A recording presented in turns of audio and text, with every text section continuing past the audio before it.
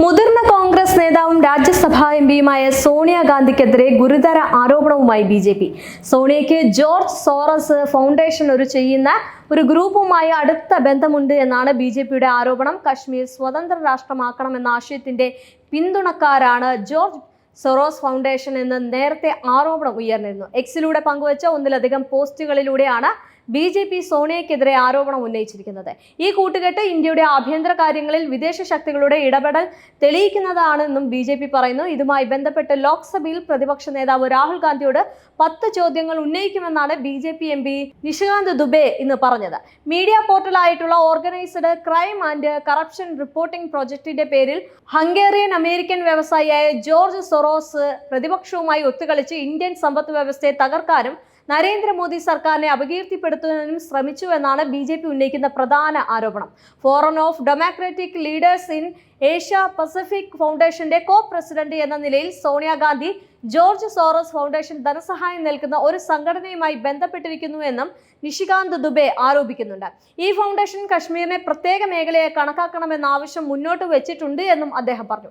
രാജീവ് ഗാന്ധി ഫൗണ്ടേഷനിലെ സോണിയാഗാന്ധിയുടെ അധ്യക്ഷ സ്ഥാനം ജോർജ് സോറസ് ഫൗണ്ടേഷനുമായുള്ള ഒരു പങ്കാളിത്തത്തിലേക്ക് നയിച്ചു എന്നും ബിജെപി ചൂണ്ടിക്കാണിക്കുന്നു.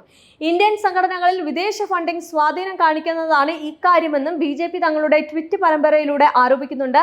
അദാനി ഗ്രൂപ്പിനെതിരായിട്ടുള്ള രാഹുൽ ഗാന്ധിയുടെ വാർത്താ സമ്മേളനം ജോർജ് സോറസ് ഫണ്ട് ചെയ്യുന്ന സംഘടനയായ തത്സമയ സംരക്ഷണം നടത്തിയിരുന്നു. കൂടാതെ മുതിർന്ന കോൺഗ്രസ് നേതാവും എംപിയുമായ ശശി തരൂർ ജോർജ് സോറസ് തന്റെ ഒരു പഴയ സുഹൃത്താണെന്ന് സമ്മതിക്കുകയും ചെയ്തിട്ടുണ്ട് എന്നും ബിജെപി ചൂണ്ടിക്കാണിക്കുന്നുണ്ട്.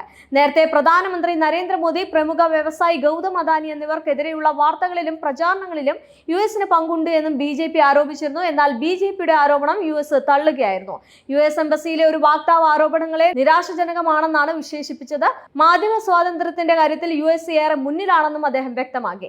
എന്നാൽ ഇതിനെ വീണ്ടും ബിജെപി വിമർശിക്കുകയാണ് ചെയ്തത്. യുഎസ് സർക്കാരും സോറസ് ഫൗണ്ടേഷനും ഒരേപോലെ OCCRPFന് ഫണ്ട് നൽകിയെന്നാണ് അവർ സമ്മതിച്ച് എത്തുന്നത് എന്നാണ് നിഷികാന്ത് ദുബെ ഇതിനോട് പ്രതികരിച്ചത്. ഇതിന് പിന്നാലെയാണ് സോണിയാഗാന്ധിയും കോൺഗ്രസിനെയും പ്രതിക്കൂട്ടിൽ നിർത്തിക്കൊണ്ട് ബിജെപിയുടെ പുതിയ ആരോപണവുമായി രംഗത്ത് വന്നിരിക്കുന്നത്. എന്നാൽ ഇതെല്ലാം നടക്കുമ്പോൾ കോൺഗ്രസ് മുൻ അധ്യക്ഷ സോണിയാഗാന്ധിക്ക് ജന്മദിന ആശംസകൾ നേർന്ന പ്രധാനമന്ത്രി നരേന്ദ്രമോദിയും രംഗത്തെത്തിയിരുന്നു. എക്സിലൂടെയാണ് നരേന്ദ്രമോദി സോണിയാഗാന്ധിക്ക് ആശംസകൾ അറിയിച്ചിരിക്കുന്നത്. ശ്രീമതി സോണിയാഗാന്ധിക്ക് ജന്മദിന ആശംസകൾ, അവരുടെ ദീർഘായുസിനും ആയുരാരോഗ്യ സഖ്യത്തിനും വേണ്ടി പ്രാർത്ഥിക്കുന്നു എന്നാണ് പ്രധാനമന്ത്രി എക്സിൽ കുറിച്ചിരിക്കുന്നത്. ഏറ്റവും കൂടുതൽ കാലം കോൺഗ്രസ് അധ്യക്ഷയായി തുടർന്ന വ്യക്തിയാണ് സോണിയാഗാന്ധി. എന്നാൽ ആരോഗ്യപരമായിട്ടുള്ള ബുദ്ധിമുട്ടുകളാൽ കഴിഞ്ഞ കുറച്ചു വർഷങ്ങളായി സജീവ രാഷ്ട്രീയത്തിൽ നിന്ന് പിന്മാറിയിരിക്കുകയാണ് ഇവർ.